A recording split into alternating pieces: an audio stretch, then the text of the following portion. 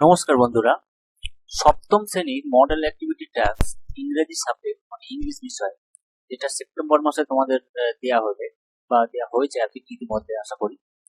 তো তার যে অ্যান্সার গুলো আজকে আমরা এই ভিডিওর মাধ্যমে জেনে নেব। আগে আমরা প্রশ্নটা দেখে নিই কি কি দিয়েছিল। প্রথমে যে এই যে পার্টটা আছে, প্রথমে একটা প্যাসেজ দিয়েছে আচার্য জগদীশ চন্দ্র বসু এবং তার ক্যারিয়ার, এবং তারপরে দিয়েছে এর দাগে 3টি ড্যাশ পূরণ দিয়েছে, fill in the blank with appropriate information দিতে হবে তোমাদের। এই প্যাসেজটা পড়ে নিতে হবে। পড়ে নেওয়ার পরে এখানে উত্তরগুলো করতে হবে। এবারে এই যে সেপ্টেম্বর মাসে এবারে মূল যেটা মানে মেন জিনিস সেটা হচ্ছে যে এই নাম্বারিং সিস্টেম করা হয়েছে। এই নাম্বারিং সিস্টেমটা করার দুটো কারণ হতে পারে। খুব সম্ভবত মানে প্রশ্ন অনুযায়ী তোমরা তোমাদের উত্তরটা লিখতে পারবে। এছাড়া আর একটা সিস্টেম হতে পারে, যদি কোভিড পরিস্থিতিতে যদি স্কুল নাই খোলে তাহলে সেক্ষেত্রে কি হবে, এই নাম্বারিং এর উপরে কিন্তু তোমাদের মূল্যায়নের একটা ব্যাপার থেকে যেতে পারে। এটা এখনো কনফার্ম নয়, সেটা ভবিষ্যতেই বোঝা যাবে। যাই হোক, তো এরপরে বিয়ে দাগেটা আমি বলবো যে বিয়ে দাগে 3টি প্রশ্ন দিয়েছিল। এই প্রশ্ন এই প্যাসেজটা পড়েই তোমাদের এখান থেকে অ্যান্সার গুলো করতে হবে। আমি অ্যান্সারটা পরে মানে এটা প্রশ্নটা বুঝিয়ে দিচ্ছি, তারপরে বলে দেবো। এরপরে একটা গ্রামাটিক্যাল একটা দিয়েছে অ্যাক্টিভিটি 2 তে, যেটা ওই positive degree to the of the অ্যাডজেক্টিভের পজিটিভ ডিগ্রি করতে বলেছে, সুপারলেটিভ ডিগ্রি, কম্পারেটিভ ডিগ্রি, 3টি বাক্য দিয়েছে, সেটা করতে হবে। এরপর একটা অ্যাক্টিভিটি 3 দিয়েছে, যেটা খুব ভালো, মানে এ কলমের সাথে বি কলম মানে কার সাথে কোনটা মিলবে সেটা তোমাদেরকে খাতায় দেখাতে হবে।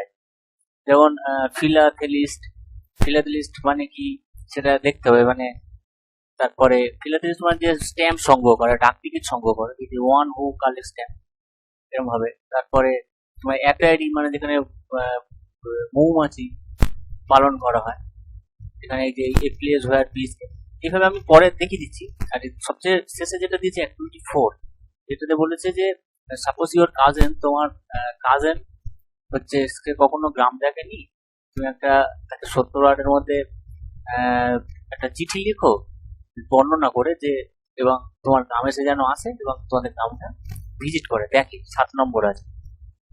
তো চলো আমরা ভিডিওটি শুরু করি এবং উত্তরগুলো তোমরা খাতা নিয়ে ফটাফট লিখতে শুরু করে দাও।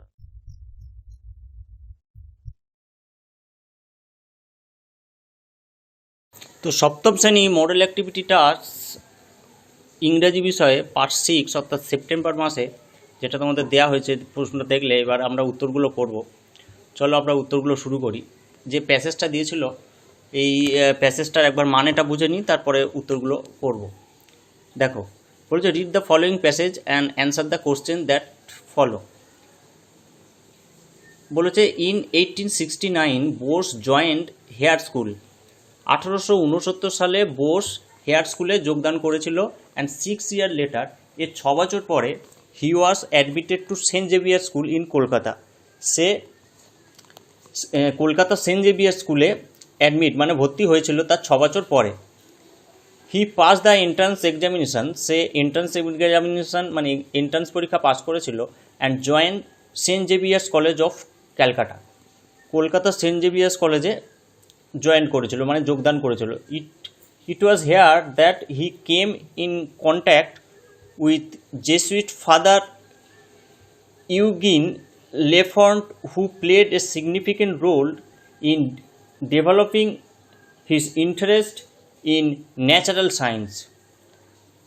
তো ইট ওয়াজ হেয়ার এখানে সে তার সাথে সাক্ষাৎ হয়েছিল, মানে contact with Jesus father Eugene Lafont, এবং সে তাকে সিগনিফিকেন্ট একটা নির্দিষ্ট ভূমিকা দিয়েছিল ডেভেলপিং উন্নতি করতে his interest in natural science, মানে ন্যাচারাল সায়েন্স বা প্রাকৃতিক বিজ্ঞান হিসেবে বিজ্ঞানে তাকে মানে উন্নতি করতে সাহায্য করেছিল। লেটার, পরে বোস ওয়েন টু ইংল্যান্ড, পরে বোস ইংল্যান্ডে গিয়েছিল। And secured admission in Christ college, এবং ইংল্যান্ডে গিয়েছিল এবং ক্রাইস্ট কলেজে CHRIST ক্রাইস্ট কলেজে অ্যাডমিশন নিয়েছিল।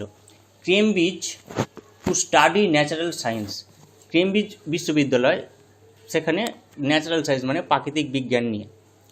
In 1884 he received the natural science TRIPS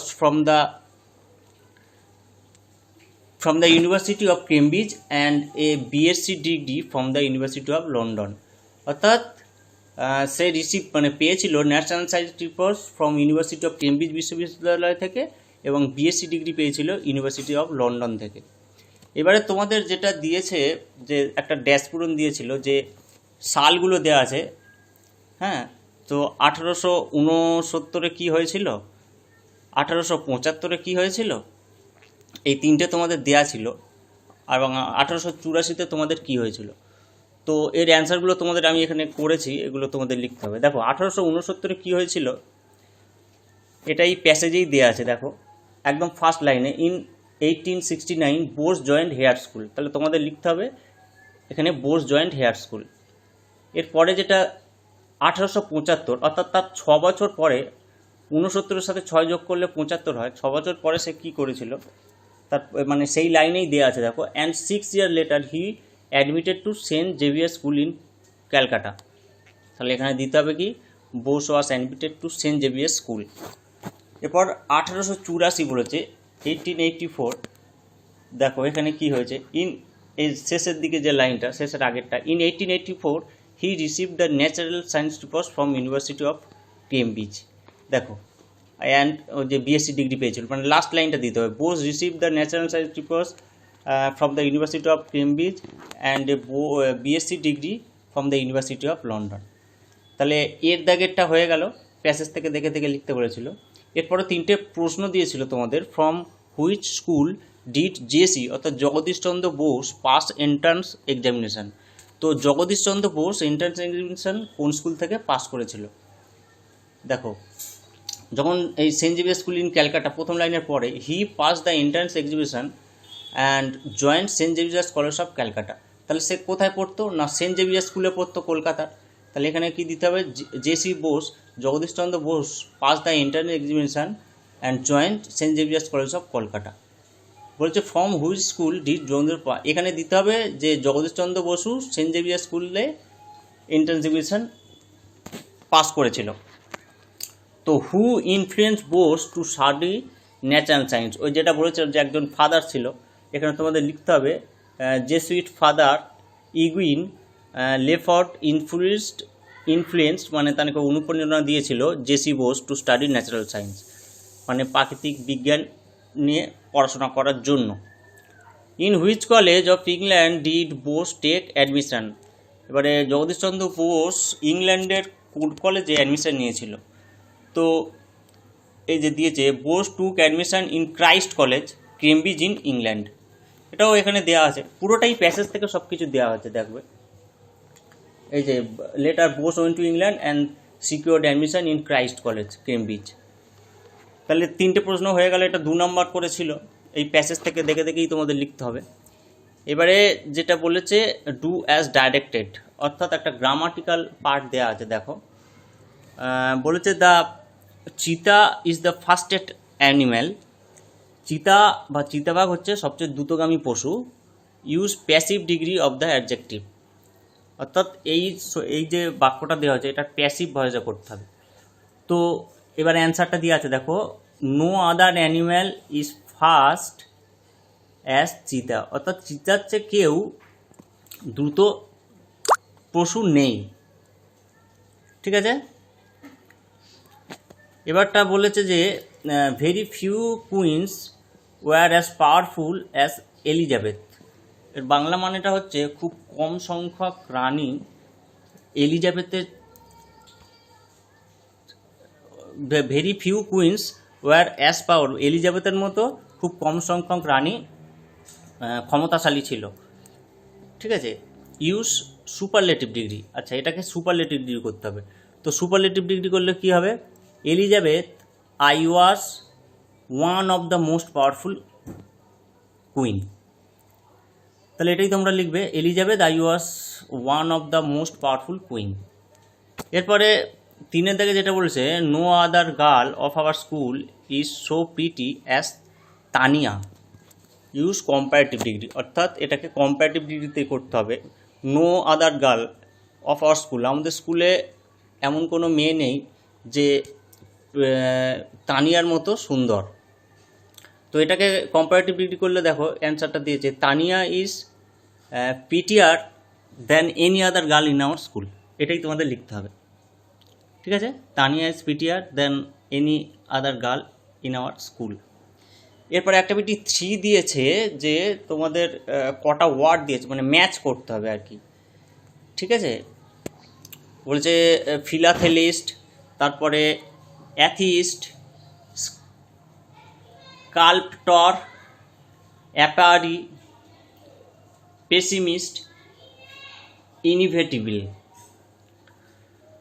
আচ্ছা, তো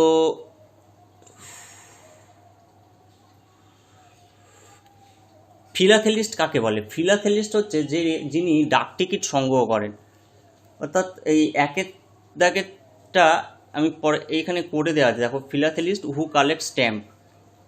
ঠিক আছে, এটাই তোমাদের মানে এর সাথে এর মেলাতে হবে, এইভাবে তোমাদের এটা করতে হবে। আমি একটা দেখিয়ে দিচ্ছি, এই ফিলাথেলিস্ট থেকে হু কালেক্ট স্ট্যাম্প এইভাবে মেলাতে হবে। ঠিক আছে, এর পরেরটা বলেছে অ্যাথেইস্ট। অ্যাথেইস্ট মানে কি বলো তো? অ্যাথেইস্ট থেকে দেখো a person who does not believe, অর্থাৎ অ্যাথেইস্টের বাংলা মানে হচ্ছে নাস্তিক। তাহলে নাস্তিক যদি হয় তাহলে এটা কি কোনটা আছে এর মধ্যে নাস্তিক? এ পার্সন, একদম শেষটা দেখো, a person who does not believe in existence of god, তাহলে এই অ্যাথিস্ট থেকে এখানে চলে যাবে, এটা মিলে গেল। এর পরেরটা হচ্ছে স্কাল্পটর। স্কাল্পটর মানে হচ্ছে ভাস্কর্য। ঠিক আছে, ভাস্কর্যের মানে যে আমরা যারা পাথর নিয়ে যারা খোদাই করে বিভিন্ন কাজ করে, তো সেটা একদম উপরেরটা দেখো an artist who makes sculpture, তো এটার সাথে ওইটা মিল হয়ে যাবে। অ্যাপিয়ারি, অ্যাপিয়ারি মানে যেখানে মৌমাছি পালন করা হয়। অ্যাপিয়ারি মিন্স মৌমাছি যেখানে, এখানে কোথায় দেওয়া আছে দেখো, এই যে অ্যাপিয়ারি, এটা হবে, স্কাল্পচারটা এখানটা হবে। আচ্ছা, এবার বলেছে যে পেসিমিস্ট। পেসিমিস্ট, তাহলে পেসিমিস্টটা কী হবে বলো তো? পেসিমিস্ট এখানে দেওয়া আছে দেখো, one who has negative Outlook in, অর্থাৎ পেসিমিস্টের বাংলা হচ্ছে হতাশাজনক। ঠিক আছে, তাহলে পেসিমিস্টে এখানে যদি মেলাতে হয় এখান থেকে one who has negative Outlook in life, জীবনে যাদের মানে নেগেটিভ আউটলুক আছে, হতাশা। এবার বলছে ইনইভিটেবল। ইনইভিটেবল, ইনইভিটেবল হচ্ছে হবে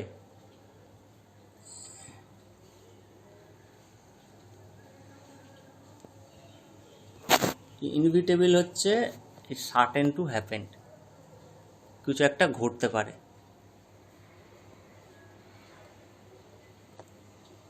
ঠিক আছে, এবার একটা তোমাদের ইয়ে দিয়েছে যে একটা চিঠি পাঠাতে হবে বন্ধুকে ইনভাইট করে, চলো ওটা আমরা দেখে নেব। দেখো চিঠিটা আমি বলছি, উপরে ডান দিকে দেখতে পাচ্ছ তোমরা যে এই যে হাওড়া, এখানে একটা জায়গার নাম দিতে হয়, তারপর একটা ডেট দিতে হবে, যে ডেটে তুমি চিঠিটা লিখবে। তারপরে এখানটা আছে মাই ডিয়ার রুস্তম, এখানে বন্ধুটার নাম রুস্তম। তো আমি এটা বলছি, তোমরা লিখতে শুরু করো, পজ করে করে দেখে দেখে লিখো। আই নো ভেরি ওয়েল, আমি খুব ভালো রকম জানি, that you have never visited to a village, যে তুমি কখনোই কোনো গ্রামে ভ্রমণ করনি। It is really very soothing, এটা দেখতে সত্যি খুব ভালো লাগবে। Why don't you come and spend a few days during the Puja vacation in our village, কেন তুমি এখানে আসছো না বা এখানে এসে একটা সময় কাটাতে চাইছো না কিছুদিনের জন্য, মানে পুজো ভ্যাকেশানে, ইন আওয়ার ভিলেজ, আমাদের গ্রামে। I am sure you will enjoy very much if you come, আমি খুবই পজিটিভ এবং সত্যি শিওর যে তুমি এখানে এলে খুবই উপভোগ করবে। এনজয় করা মানে উপভোগ করা। Our village is small but really very charming, আমাদের গ্রাম খুব ছোট কিন্তু খুব আনন্দদায়ক। Our village is not as crowded town in which you live, তুমি যেখানে থাকো সেরকম ক্রাউডেড মানে কোলাহলপূর্ণ নয় আমাদের গ্রামটা। তো you will have here fresh vegetable, তুমি এখানে একদম টাটকা শাকসবজি পাবে। অ্যান্ড পিওর মিল্ক, খাঁটি দুধ ইন সাফিসিয়েন্ট কোয়ান্টিটি, এবং পরিমাণ মতো পেতে পারো। But the thing you will enjoy most in our village is beautiful natural scenery. কিন্তু সবচেয়ে যেটা উল্লেখযোগ্য জিনিস আমাদের গ্রামে তুমি পাবে সেটা হচ্ছে ন্যাচারাল সিনারি, প্রাকৃতিক দৃশ্য সবচেয়ে ভালো তুমি এটা পাবে। There is a small river close to our village, একটা ছোট্ট নদী আমাদের গ্রামের কাছাকাছি আছে। The river flows with its own sweet will, it adds to beautify our village. অর্থাৎ এই নদীটার জন্য আমাদের গ্রামটাকে আরও বেশি সুন্দর লাগছে। I am sure you will be charmed with the calm and quiet atmosphere here. তুমি খুবই আনন্দ মুখরিত হবে এবং শান্ত প্রাকৃতিক সৌন্দর্যের জন্য। Visit to our village will rid you of the din and bustle of the city life. Visit to our village, আমাদের গ্রামে ভ্রমণ করে তুমি একটা তোমাদের যে বিজি যে সিটি জীবন, শহরের যে জীবন, সেখান থেকে একটা মুক্তি পেতে পারবে। It must remind you of kids one who has been long in city pent. এই দুটো লাইন তুমি নাও দিতে পারো, শেষের দুটো line visit to our village থেকে। এরপরে যেটা শেষ করতে হবে, এখানে লিখবে যে I once again ask you to come, আমি পুনরায় তোমাকে এখানে আসতে বলছি। Do please come and stay with us for a few days and enjoy. তো তুমি অবশ্যই এখানে দয়া করে এসো এবং কিছুদিন আমাদের সাথে এনজয় বা উপভোগ করে যেও। নো মোর টুডে, আজকে আর কিছু না, উইথ মাচ লাভ, ভালোবাসা নিও। এবারে এখানটায় তোমাদের লিখতে হবে ইউর লাভিং ফ্রেন্ড, যে পাঠাচ্ছে আর কি, তোমার নামটা এখানে দিতে হবে, যেটা চিঠির নিয়ম। ইউর লাভিং ফ্রেন্ড অনুপম এর নাম। এবারে যাকে চিঠিটা পাঠাবে তার অ্যাড্রেস হবে এখানটায় সৌরভ রানা, এরা সঞ্জিত রানা, মুম্বাই। তো এইভাবে তোমরা চিঠিটা লিখো এবং আমি পরবর্তী আপডেট পেতে অবশ্যই চ্যানেলটিকে সাবস্ক্রাইব করে দিও। ভিডিওটি এখানেই শেষ করলাম, ধন্যবাদ।